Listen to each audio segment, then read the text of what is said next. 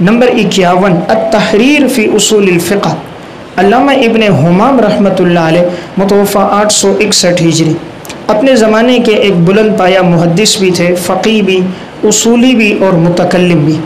یہ حافظ ابن حجر عسقلانی متوفہ 852 اور علامہ عینی متوفہ 855 ہجری کے ہم عصر ہیں۔ علامہ عینی کے 6 سال بعد ان کا انتقال ہے نا، تو یہ ان کے معاصر ہیں۔ اور علامہ قاسم بن قطلبغا متوفہ 879 ہجری کے استاد ہیں۔ علامہ ابن حمام کی اس وقت جو کتابیں ملتی ہیں وہ صرف 4 ہیں۔ یہ 4 کتابیں ہیں صرف ابن حمام کی، ان کے سوانح نگاروں نے انہی کا تذکرہ کیا۔ ایک کتاب تو فتح القدیر ہے جو ہدایہ کی شرح، اس کا تعارف ہو گیا۔ دوسری کتاب ان کی یہی التحریر فی اصول الفقہ۔ تیسری ان کی المسایرہ فی العقائد المنجیۃ فی الآخرہ۔ اس مسایرہ کی پھر آگے شرح ہے المسامرہ۔ یہ نام میں غلط فہمی نہ ہو، مسایرہ متن ہے، مسامرہ اس کی شرح ہے۔ یہ عقائد پر ہے، اہل سنت والجماعت کے عقائد، اور خاص طور پہ اب جیسے یہ بات کی جاتی ہے کہ ابن حمام رحمہ اللہ روح کے جسم کے ساتھ قائل نہیں ہے، ایسی بات نہیں ہے۔ علامہ ابن حمام کا مسلک ہے کہ اعضاب روح اور جسم دونوں کو ہوتا ہے، روح کا جسم کے ساتھ تعلق ہوتا ہے۔ یہ انہوں نے المسایرہ کے اندر یہ بات لکھی۔ اور اسی طرح یہ تو جسم کے ساتھ روح کے قائل بھی ہیں، سلام کے جواب کے قائل بھی ہیں، یہاں تک کہ میت کے پہچاننے کے قائل بھی ہیں۔ جیسے کہ فتح القدیر میں انہوں نے جب باب الجنائز کے تحت اور کتاب الجنائز میں باب زیارت القبر جب آیا، باب دفن المیت آیا، وہاں انہوں نے اس کا تذکرہ کیا۔ جہاں تک انہوں نے یہ بات ذکر کی ہے کہ اگر مرنے کے بعد کسی نے قسم کھائی میں مردے سے بات نہیں کروں گا، اور مرنے کے بعد اگر وہ بات کرتا ہے تو وہ حانث نہیں ہوگا، علامہ ابن حمام فرماتے ہیں اس لیے کہ مردہ نہیں سنتا۔ اب وہاں سے بعض نے یہ بات لے لی کہ ابن حمام کا مسلک شاید یہ ہے کہ مردے نہیں سنتے، حالانکہ ان کا یہ مسلک نہیں ہے۔ علامہ ابن حمام بھی اس کے قائل ہیں کہ فی الجملہ سما ثابت ہے، اگرچہ یہ اختلاف اہل سنت والجماعت میں ابتدا سے صحابہ کے دور سے چلا آ رہا ہے، جو رائے بھی رکھتا ہے وہ رائے ٹھیک ہے، دونوں طرف اہل علم کی جماعت ہے۔ البتہ راجح جو قول ہے، بہتر جس کی طرف اکثر اہل علم گئے ہیں اور علماء دیوبند گئے ہیں، وہ انہوں نے فی الجملہ سما کو ترجیح دی، سما کے قائل ہیں۔ تو ابن حمام نے وہاں جو بات لکھی وہ کتاب الایمان میں لکھی، تو چونکہ ایمان جو تھا وہ عرف کا مسئلہ ہے نا، یمین کا تعلق ہوتا ہے عرف پر، دار و مدار عرف پر ہے، تو عرف کو لیے جاتا ہے، تو انہوں نے عرف کی مناسبت سے وہاں یہ بات ذکر کی۔ دیکھیں ایک آدمی قسم کھاتا ہے کہ میں چراغ کی روشنی نہیں لوں گا، پھر اگر وہی آدمی سورج کی روشنی میں بیٹھتا ہے حانث نہیں ہوتا، حالانکہ سورج کو چراغ قرآن کریم نے کہا ہے سراجن وہاجن، تو کیوں نہیں ہو رہا کہ لغت میں سورج پر چراغ کا اطلاق عرف میں نہیں ہوتا۔ اسی طرح ایک آدمی کہتا ہے میں فراش پر نہیں بیٹھوں گا، تو اگر وہ کسی اور بچھونے پر بیٹھتا ہے چٹائی پر حانث نہیں ہو رہا، زمین پر بیٹھے گا تو حانث نہیں ہے، اگر وہ بچھونے پر چٹائی پر بیٹھے تو حانث ہے۔ اب یہاں پر بھی بات وہ کیوں حانث نہیں، حالانکہ زمین کو قرآن نے فراش کہا ہے، جعل لکم الارض فراش ہے، تو اس لیے حانث نہیں کہ عرف میں زمین پر فراش کا اطلاق نہیں ہوتا۔ یا آپ نے مثال پڑھی، ایک آدمی کہتا ہے میں سر کا گوشت نہیں کھاؤں گا، اگر وہ پرندے کے سر کا کھاتا ہے حانث نہیں ہوتا، حالانکہ پرندہ بھی سر ہے۔ یا ایک آدمی کہتے ہیں میں گوشت نہیں کھاؤں گا، مچھلی کا گوشت کھاتا ہے تو حانث نہیں ہوتا، وجہ یہ کہ عرف میں مچھلی کے گوشت پر گوشت کا اطلاق۔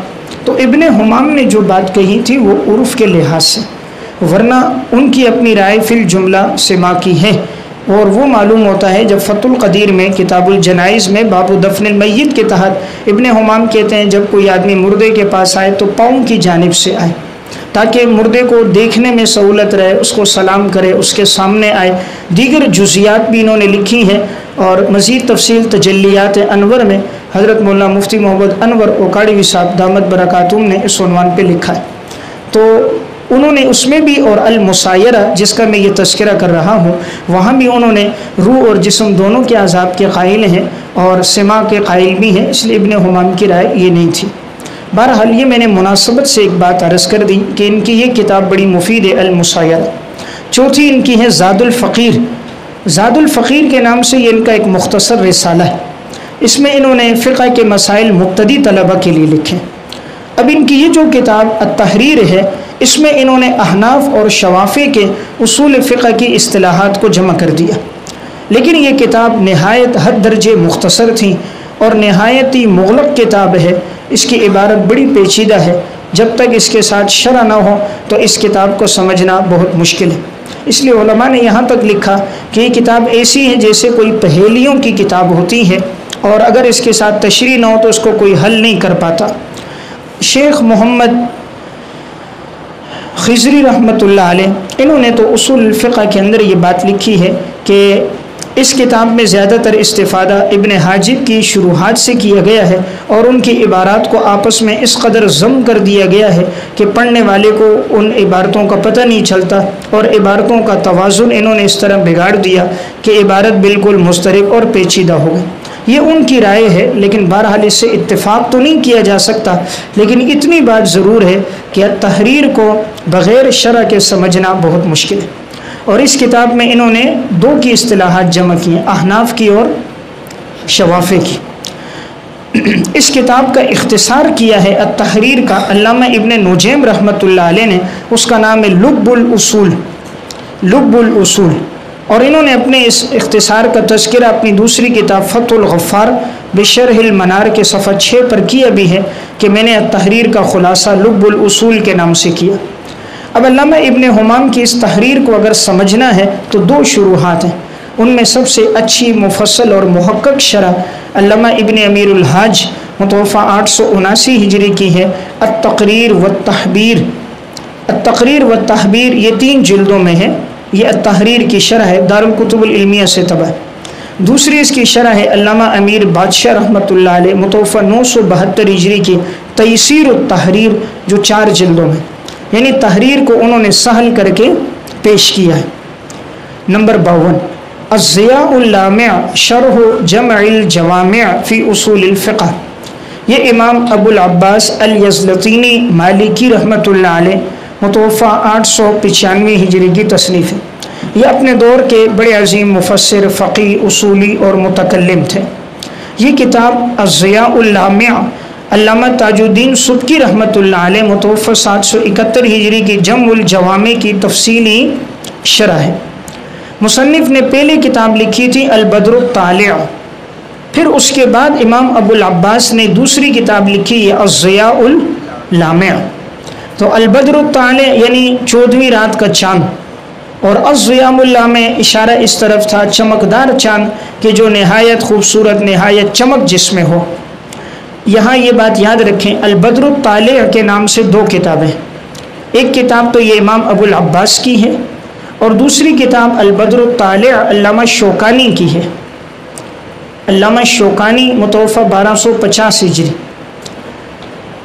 علامہ شوکانی کی اس کتاب میں انہوں نے البدر الطالع یعنی 7ویں صدی کے بعد جو لوگ آئے ہیں، 8ویں صدی، 9ویں، 10ویں میں، ان کے دور تک 12ویں صدی تک، تو ان تمام کی اس میں سوانح ہے۔ علامہ شوکانی کی کتاب البدر الطالع کا عنوان کیا ہے؟ سوانح اور تراجم، یعنی تراجم کو انہوں نے لکھا ہے اس صدیوں کے اندر، گویا کہ یہ 400 سال کے درمیان یہ جتنے لوگ آئے ہیں ان تمام کی اس کتاب میں سوانح ہے البدر الطالع میں۔ اس میں ملا علی قاری رحمۃ اللہ علیہ کی بھی تفصیلی سوانح ہے، دیگر علماء کی بھی۔ ملا علی قاری پر یہ جو اشکال ہوتا ہے کہ انہوں نے امام مالک رحمۃ اللہ علیہ پر ارسال ید کے مسئلے میں اشکال کیا، امام شافعی پر کیا، اچھی تعبیرات اختیار نہیں کی، جا بجا اپنی رائے دی، تو یہ علامہ شوکانی اس پر خوش ہوتے ہیں، کہتے ہیں واقعی یہ مجدد ہے، مجدد کا کام یہ ہوتا ہے جو اختلاف رائے رکھے، دوسرے پہ نقد کرے، دلائل سے اختلاف کرے، یہ ایک مجتہد کی شان ہوتی۔ چونکہ علامہ شوکانی نے بھی مجتہد ہونے کا دعویٰ کیا تھا، انشاءاللہ آگے ان کی کتاب کا تذکرہ آئے گا، میں اس میں بات یہ عرض کروں گا۔ انہوں نے دعویٰ کیا تھا کہ میں بھی مجتہد ہوں۔ یہ مسلکاً زیدی شیعہ تھے، یمن کے تھے۔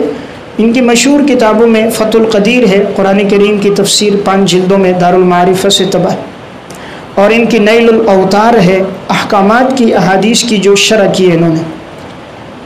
یہ علامہ ابن تیمیہ رحمۃ اللہ علیہ کے جو اوپر دادا گزرے ہیں، تو ان کی ایک کتاب تھی المنتقی، تو اس میں جو احادیثیں تھیں خاص طور پہ احکامات کی، انہوں نے اس کی شرح کی نیل الاوتار، یہ ان کی مشہور کتاب ہے۔ اور تیسری ان کی اصول فقہ پر ارشاد الفحول، ارشاد الفحول یہ بھی علامہ شوکانی کی، اور چوتھی یہ جو میں نے عرض کی البدر الطالع۔ بہرحال یہ البدر الطالع کے نام سے یہ دو کتابیں۔ خلاصہ یہ ہوا کہ امام ابو العباس کی یہ کتاب جو الضیام اللامع جس کا تعارف چل رہا ہے، اس کتاب میں انہوں نے دونوں مذاہب کی تفصیلات یکجا کی، شوافع اور مالکیہ کی۔ وہ اس طرح کہ متن چونکہ جمع الجوامع علامہ سبکی شافعی کا ہے، شرح لکھنے والے امام ابو العباس مالکی ہیں، تو گویا متن میں شوافع کی تفصیلات اور شرح میں مالکیہ کی تشریحات شامل ہو گئے۔ تو اس کتاب میں گویا دونوں کی تفصیلات اور تشریحات اس کتاب میں موجود ہیں۔ بیک وقت آدمی کو فائدہ یہ ہوتا ہے کہ وہ دونوں چیزوں کو پڑھ لیتا ہے۔ اس میں انہوں نے مالکیہ میں امام مالک، امام ابن القاسم، امام اشہب، امام اصبغ، ابن عرفہ، امام قرافی، امام ابیاری، امام ابن الحاجب، امام ابن العربی، امام ابن رشد اور علامہ شاطبی رحمہم اللہ وغیرہ، ان تمام سے انہوں نے استفادہ کر کے اس کتاب کو لکھا ہے۔ اس لیے یہ کتاب مالکی مذہب کی اصطلاحات، فقہی آراء اور ان کے اقوال کے لحاظ سے ایک اہم ماخذ ہے۔ ان میں اصطلاحات، تعریفات کا تذکرہ بھی ہے، ان کے درمیان میں فرق بھی ہے، امثلہ بھی ہیں، جا بجا اصولی قواعد کا ذکر بھی ہے۔ اس لیے اس کتاب کے پڑھنے سے بیک وقت شوافع اور مالکیہ کی اصطلاحات اور تشریحات سامنے آئیں گی۔ کتاب کی عبارت بڑی سہل اور نہایت واضح ہے، اس میں ایسی پیچیدگیاں نہیں ہیں کہ جس کے پڑھنے سے کتاب کا سمجھنا دشوار ہو جائے۔ مصنف نے جمع الجوامع کی یہ جو شرح لکھی ہے الضیام اللامع، اس میں انہوں نے تمام ان شارحین سے بھی استفادہ کیا جنہوں نے پہلے شروحات لکھی تھیں، یعنی علامہ زرکشی رحمۃ اللہ علیہ کی جو شرح تھی تصنیف المسامع، علامہ محلی کی جو شرح تھی، علامہ ابن العراقی، علامہ عراقی کے صاحبزادے کی جو شرح تھی، انہوں نے اس سے بھی استفادہ کیا۔ اس طرح ایک مفید اور علمی کتاب لکھی۔ علامہ محلی نے جو شرح لکھی تھی اس کا نام تھا البدر الطالع، اس سے بھی استفادہ کیا۔ علامہ عراقی کے بیٹے نے جو شرح لکھی تھی وہ تھی الغیث الحامع، تو الغیث الحامع، البدر الطالع اور علامہ زرکشی کی تصنیف المسامع، ان سب سے استفادہ کر کے یہ ایک مفید کتاب ہے الضیام اللامع کے نام سے۔ یہ کتاب عبد الکریم بن علی کی تعلیق اور تحقیق کے ساتھ جامعہ امام محمد بن سعود اسلامیہ ریاض سے طبع۔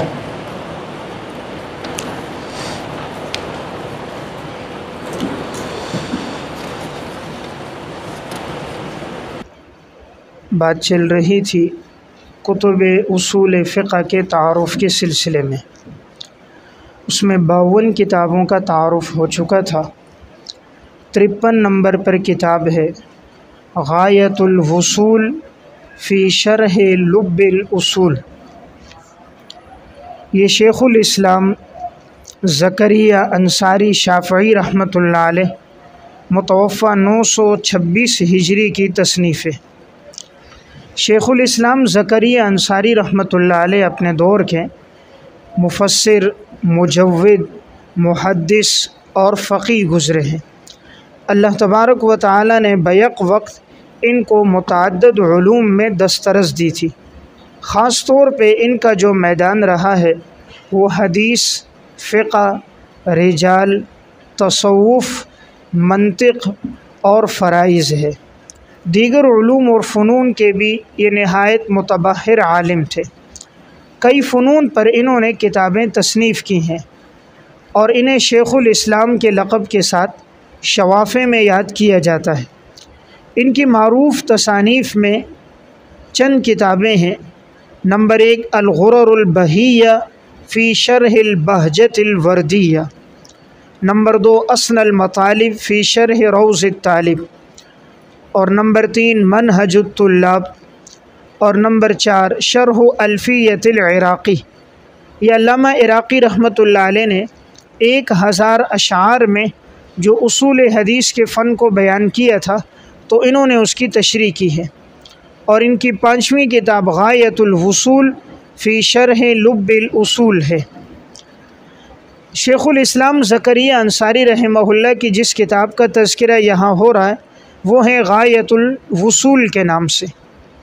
غایۃ الوصول یہ در حقیقت انہوں نے پہلے ایک متن لکھا تھا، علامہ تاج الدین سبکی رحمۃ اللہ علیہ متوفہ 771 ہجری کی جمع الجوامع اس کا اختصار کر کے انہوں نے ایک متن لکھا، اس متن کا نام رکھا لب الاصول۔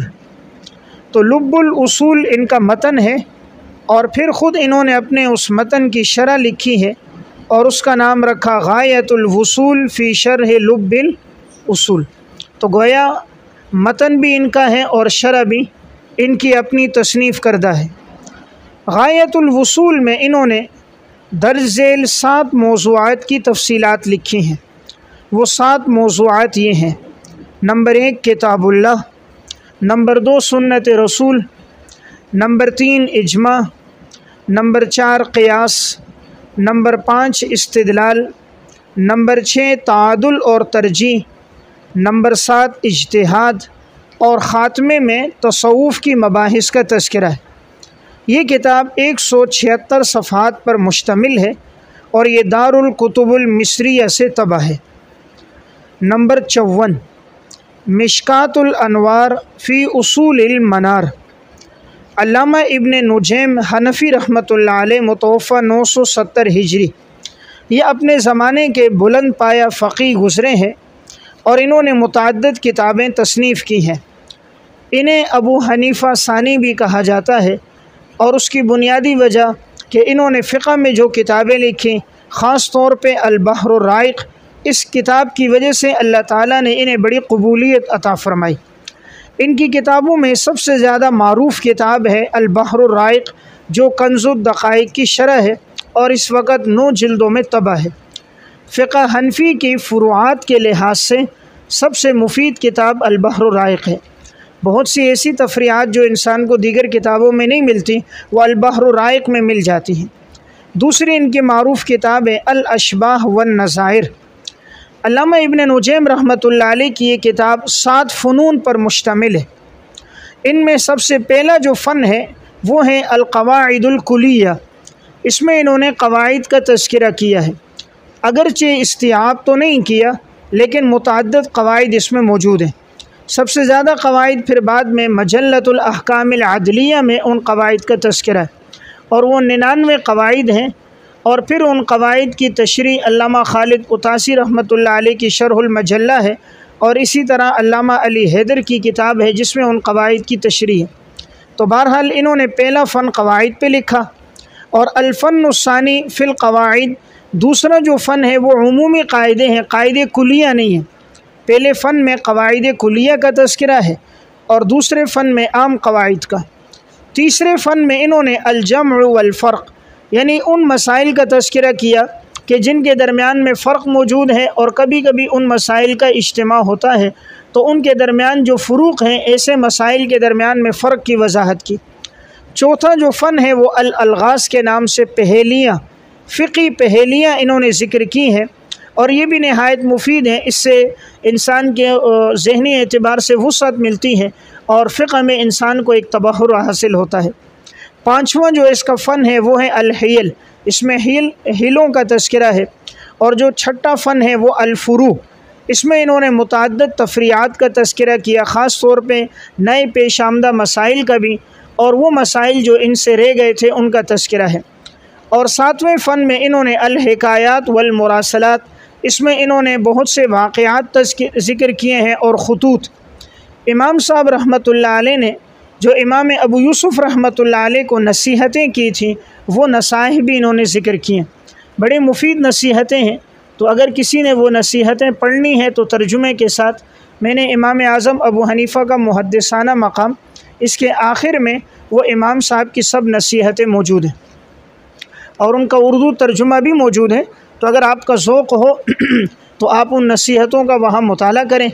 اسی طرح امام صاحب رحمۃ اللہ علیہ کے جو فقہی واقعات ہیں کہ اللہ تعالیٰ نے جو آپ کو ذہانت عطا فرمائی تھی، اور آپ نے متعدد مواقع پر اپنی ذہانت کے بل بوتے پر نہایت مفید جوابات دیے، اس قسم کے جتنے واقعات ہماری کتابوں میں تھے تو میں نے اس میں 50 واقعات ذکر کیے۔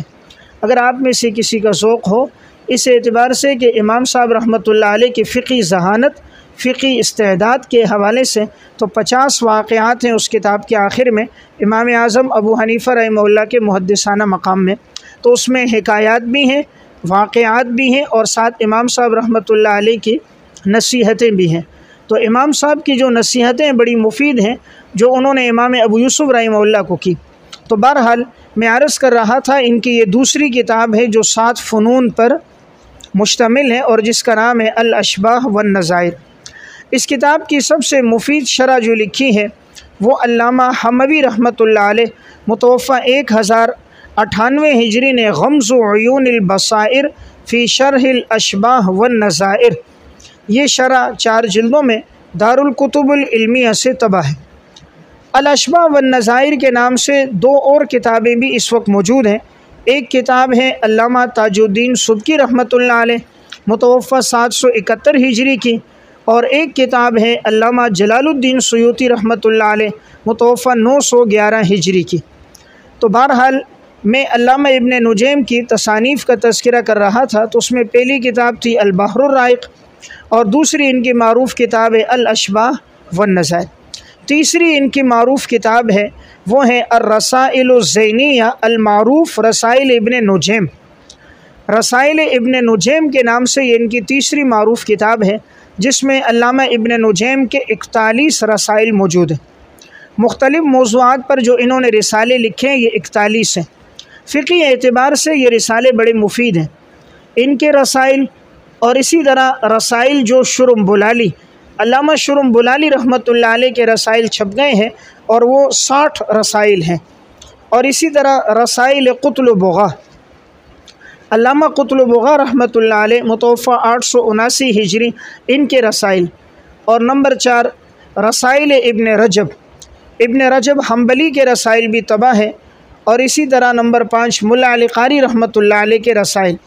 یہ 5 قسم کے وہ رسائل ہیں جو اگر کسی کے مطالعے میں ہوں تو فقہی اعتبار سے بھی مفید ہے، اور بعض رسائل ان میں حدیث اور اصول حدیث کے لحاظ سے بھی ہیں۔ تو بہرحال میں عرض کر رہا تھا علامہ ابن نجیم کی تیسری جو ہے وہ رسائل ابن نجیم ہے۔ چوتھی جو ان کی کتاب ہے وہ یہ مشکات الانوار، جس کا تذکرہ یہاں ہو رہا تھا، تو یہ مشکات الانوار یہ شرح ہے المنار کی۔ المنار جو متن لکھا تھا امام نصفی رحمۃ اللہ علیہ متوفہ 710 ہجری نے، انہوں نے اس متن کی شرح لکھی ہے اور نام رکھا مشکات الانوار۔ جیسے اس کی دوسری معروف شرح ہے نور الانوار جو علامہ ملا جیون رحمۃ اللہ علیہ کی ہے، جس کا تذکرہ آگے آئے گا۔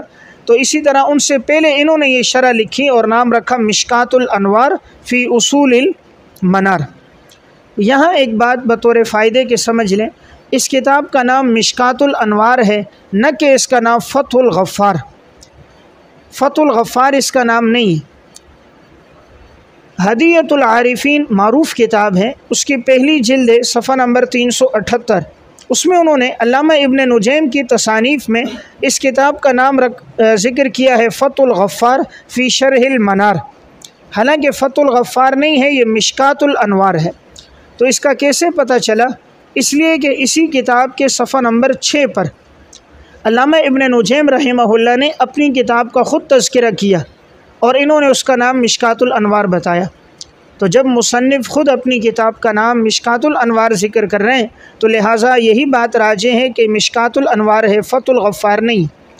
اب ہدیۃ العارفین کے مصنف کو شاید انہوں نے یہ کتاب دیکھی نہیں ہوگی، اس لیے کہ اس وقت یہ کتاب طبع نہیں تھی، بعد میں یہ کتاب طبع ہوئی ہے، تو ان کے سامنے نام آیا ہوگا اس لیے انہوں نے نام ذکر کر دیا، اس لیے صحیح نام اس کا مشکات الانوار ہے، اور یہ کتاب اسی نام کے ساتھ اس وقت طبع بھی ہے۔ تو بہرحال میں عرض کر رہا تھا کہ ملا علامہ ابن نجیم رحمہ اللہ نے یہ منار کی شرح لکھی اور نام رکھا مشکات الانوار۔ اس شرح کی تالیف سے یہ فارغ ہوئے ہیں 925 ہجری میں، 970 میں تو ان کا انتقال ہے، 925 میں یہ اس سے فارغ ہوئے۔ اس شرح کا ماخذ ان کے درج ذیل 4 اہل علم کی کتابیں ہیں۔ اس دور کے جو 4 بڑے جید علماء تھے جنہوں نے اصول فقہ پہ تصانیف کی ہیں، انہوں نے اس سے استفادہ کیا۔ نمبر 1 علامہ صدر الشریعہ، نمبر 2 علامہ اکمل الدین، نمبر 3 علامہ تفتزانی، اور نمبر 4 علامہ ابن حمام رحمہم اللہ، اور انہوں نے ان چاروں مآخذ کا تذکرہ اپنی کتاب کے شروع میں کیا بھی ہے۔ یہ کتاب جامع ازہر کلیہ شرعیہ اسلامیہ کے دوسرے سال کے نصاب میں شامل ہے، اور یہ کتاب 1355 ہجری میں مصطفیٰ البابی حلبی مصر سے طبع ہے۔ بہرحال تو بات یہ سامنے آ گئی کہ ان کی چوتھی کتاب ہے مشکات الانوار، ان کی پانچویں جو تصنیف ہے وہ ہے لب الاصول۔ یہ لب الاصول علامہ ابن نجیم رحمہ اللہ نے یہ اختصار کیا ہے علامہ ابن حمام رحمۃ اللہ علیہ متوفہ 861 ہجری کی التحریر فی اصول الفقہ کا۔ ابن حمام رحمہ اللہ نے اصول فقہ میں کتاب لکھی التحریر، اسی کی وہ معروف شرح ہے التقریر والتحبیر۔ علامہ ابن امیر الحاج رحمۃ اللہ علیہ نے جو اس کی معروف شرح لکھی ہے 3 جلدوں میں وہ ہے التقریر والتحبیر کے نام سے جو مشہور شرح ہے۔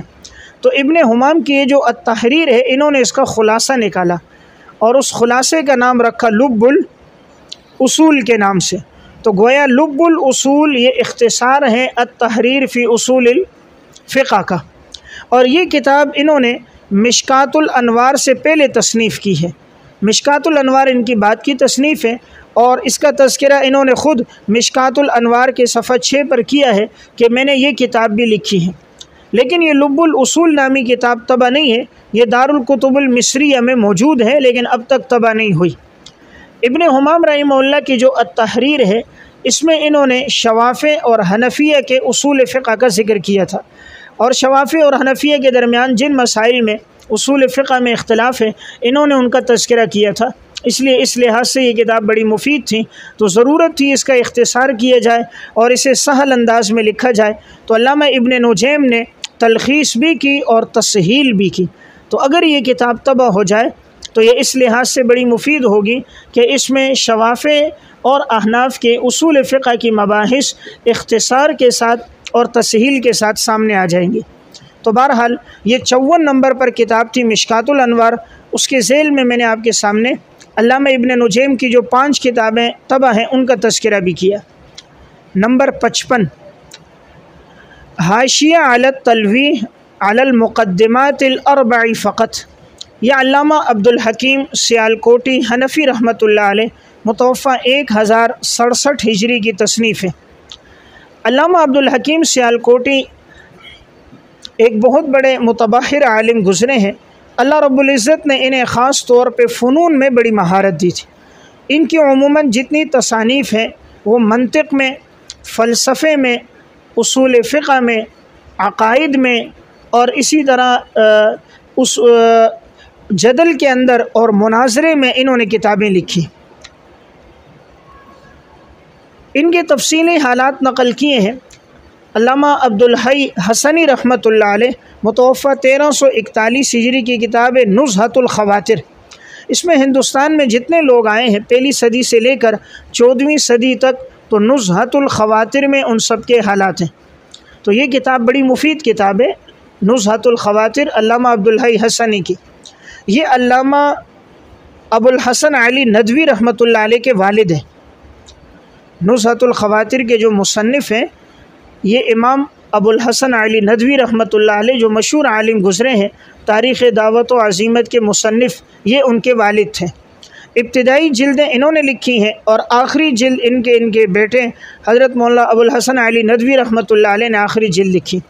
اس میں انہوں نے کمال یہ کیا کہ تاریخ کی کتابوں سے، رجال کی کتابوں سے ان تمام علماء کا تذکرہ کیا جو ہندوستان میں آئے اور جن کے حالات اب تک مخفی تھے، تو انہوں نے تلاش کر کے ان کے حالات لکھے۔ اس کی پہلی جلد میں تقریباً 700 سال کے جتنے بھی علماء ہیں جو ہندوستان میں آئے، پہلی صدی سے لے کر 700 صدی تک ان کے حالات ہیں۔ پھر دوسری، تیسری، چوتھی، پانچویں اور چھٹی جلد میں اس کے بعد کے صدی کے علماء کے حالات ہیں۔ تو اگر کسی نے ہندوستان کے علماء کی تاریخ پڑھنی ہو تو وہ اس کتاب کا مطالعہ کر لیں، نزہۃ الخواطر کے نام سے، اور اس کا اردو میں ترجمہ چھپ چکا ہے دارالاشاعت سے۔ اور اس میں انہوں نے ترجمے میں جیسے 12ویں صدی میں بر صغیر میں آنے والے علماء، 13ویں صدی میں، 14ویں صدی میں، تو ہر صدی کے اندر جو علماء آئے ہیں انہوں نے ترجمہ کر کے اس کتاب کو بھی شائع کیا ہے۔ بہرحال میں عرض کر رہا تھا علامہ عبدالحکیم سیالکوٹی رحمہ اللہ کے تفصیلی حالات اگر کسی نے پڑھنے ہو تو نزہۃ الخواطر میں پڑھے۔ یہ اپنے دور کے بڑے جید عالم گزرے ہیں، اس دور کے بادشاہ تھے شاہ جہان، ان کے یہاں یہ رئیس العلماء کے نام سے معروف تھے۔ بادشاہ، وزراء، علماء کے ہاں ان کی بڑی قدردانی تھی، یہاں تک کہ علامہ نواب صدیق حسن خان رحمۃ اللہ علیہ متوفہ 1307 ہجری کی کتاب ہے ابجد العلوم، اس میں انہوں نے القسم الثالث کے تحت علماء ہند کا ذکر کیا ہے۔ علماء ہند کے تذکرے میں علامہ نواب صدیق حسن خان لکھتے ہیں کہ ان کا 2 مرتبہ وزن کیا گیا اور ہر مرتبہ آپ کو 6000 روپے اس دور کے مطابق انعام بھی دیا۔ بادشاہ وقت ان کا اتنا قدردان تھا، انہوں نے ان کا وزن کر کے اس کے مطابق چاندی ان کو دی، اور جب روپوں کی صورت میں اسے تبدیل کیا گیا تو اس کی قیمت 6000 روپے اس دور میں بنتی تھی۔ بادشاہ وقت ان کے علوم اور فنون کا بڑا قدردان تھا۔ انہوں نے بہت سی کتابیں لکھی، لیکن زیادہ تر انہوں نے حواشی لکھے، اور ان کے حاشیے کون کون سے ہیں تو علامہ اسماعیل بن محمد بغدادی رحمۃ اللہ علیہ متوفہ 1399 ہجری، انہوں نے ہدیۃ العارفین میں علامہ عبدالحکیم سیالکوٹی کے ترجمے میں ان کے 7 حواشی کا تذکرہ کیا ہے۔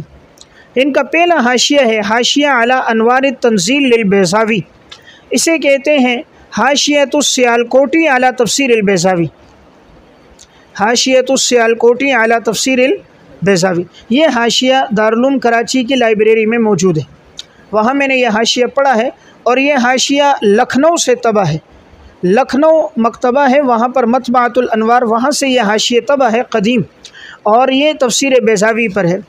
تفسیر بیضاوی پر اس سے پہلے بھی حواشی لکھے گئے، اور ان میں معروف حاشیہ اس وقت حاشیہ شیخ زادہ علی تفسیر البیضاوی، یہ حاشیہ اس وقت طبع ہو چکا ہے، 9 جلدوں میں طبع ہے۔ دوسرا حاشیۃ الشہاب علی تفسیر البیضاوی، یہ علامہ خفاجی رحمۃ اللہ علیہ کا حاشیہ، یہ حاشیہ بھی اس وقت طبع ہے۔ تیسرا حاشیۃ القنوی علی تفسیر البیضاوی، یہ اس وقت 16 جلدوں میں طبع ہو چکا ہے، یعنی بیضاوی کے حواشی میں سب سے تفصیلی حاشیہ یہی ہے۔ اور چوتھے نمبر پر یہ حاشیۃ السیالکوٹی علی تفسیر البیضاوی۔ تو کتنے حواشی ہو گئے؟ 4۔ یہ 4 حواشی ہیں اس وقت بیضاوی پر جو مطبوع ہیں اور معروف ہیں۔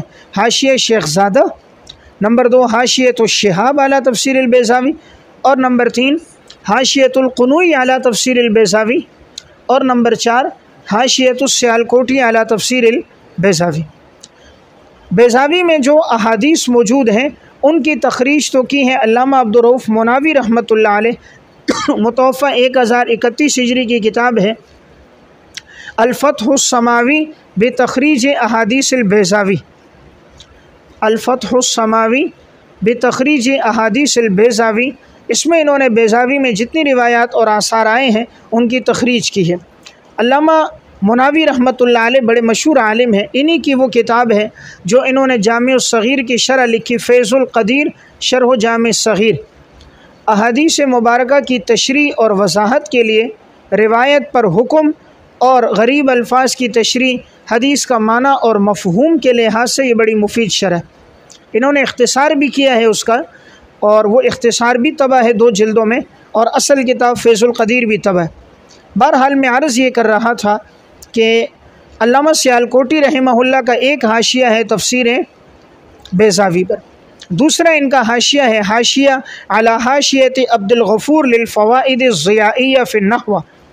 علامہ عبد الغفور رحمۃ اللہ علیہ بڑے نحوی عالم گزرے، ان کا جامی پر بھی حاشیہ ہے، اگرچہ یہ مکمل تو نہ کر سکے، انتقال ہو گیا، لیکن جہاں تک انہوں نے لکھا تو وہ بڑا معروف حاشیہ ہے، اسے حاشیہ عبد الغفور علی الجامی کہا جاتا ہے۔ انہوں نے اسی حاشیے پر بھی حاشیہ لکھا ہے۔ اسی طرح انہوں نے عبد الغفور کی الضیائیہ نحو میں اس کتاب پر بھی انہوں نے حاشیہ لکھا۔ نمبر 3 حاشیہ علی شرح العقائد للتفتزانی، علامہ تفتزانی رحمۃ اللہ علیہ کی مشہور کتاب جو شرح عقائد ہے، ان پر بھی اس کا حاشیہ ہے۔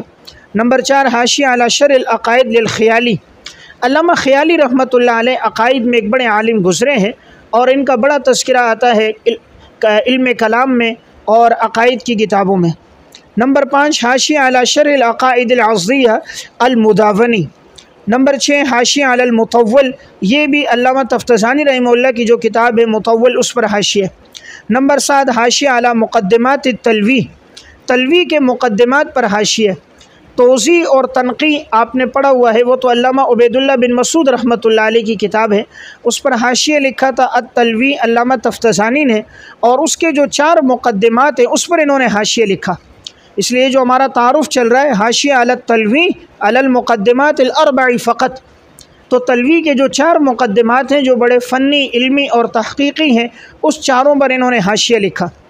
تو یہ ان کے ساتھ وہ حواشی ہیں جن کا تذکرہ کیا ہے اسماعیل بن محمد بغدادی رحمۃ اللہ علیہ نے ہدیۃ العارفین۔ ان کا ایک 8واں حاشیہ جس کا تذکرہ حاجی خلیفہ رحمہ اللہ نے کشف الظنون میں کیا ہے، وہ ہے المواقف پر، حاشیۃ المواقف۔ دیکھیں، ایک ہے مقاصد اور ایک ہے مواقف، شرح مقاصد، شرح مواقف۔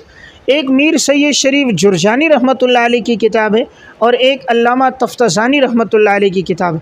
عقائد میں ان 2 کتابوں کا نام آپ کے سامنے اکثر آئے گا، شرح مقاصد اور شرح مواقف۔ تو انہوں نے مواقف پر بھی حاشیہ لکھا۔